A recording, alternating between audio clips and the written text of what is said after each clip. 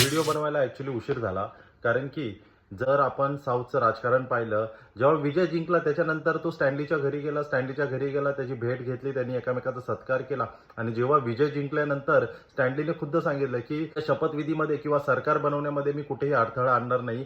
जनतेने त्याला निवडलेला आहे आणि त्याला आम्ही कौल देत आहोत आणि त्याच्यानंतर विजयने सत्ता बनवली. पण आपल्या महाराष्ट्रात काय झालं?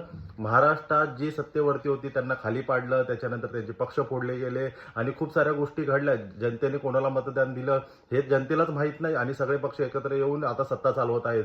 पण खऱ्या अर्थाने जर राजकारण आपल्याला करायचं असेल, जनतेसाठी राजकारण झालं पाहिजे. कारण की जनतेला काय अपेक्षित आहे, जनतेला काय पाहिजे, ह्या गोष्टी राजकारण्यांनी केल्या पाहिजे. विकासाच्या गोष्टी, जे नियम आहेत, हे सगळे जनतेला अपेक्षित असलेल्या गोष्टी झाल्या पाहिजे. पण अशा गोष्टी देशात काय महाराष्ट्रात सुद्धा होत नाहीये आणि जनतेने लक्षात ठेवलं पाहिजे की जात धर्म आणि स्वतःचा पक्ष सोडून फक्त आणि फक्त देशावरती लक्ष दिलं पाहिजे. आज महाराष्ट्रातली जनता खऱ्या अर्थाने कोणत्या पक्षाला मतदान केलं हे जनतेलाच माहीत नाहीये का? कारण की जनतेने ज्यांना निवडलं होतं ते निवडला पक्ष आज कुठे आहे? आणि राहिली गोष्ट महाराष्ट्राच्या राजकारणामध्ये महाराष्ट्रीयन लोकांसाठी किती गोष्टी आतापर्यंत झालेल्या आहेत, तुम्ही कमेंटमध्ये सांगा. कारण की आपण सर्वांना निवडून देतो, आपण फक्त मतदान देण्यासाठी जन्माला आलेलो आहोत.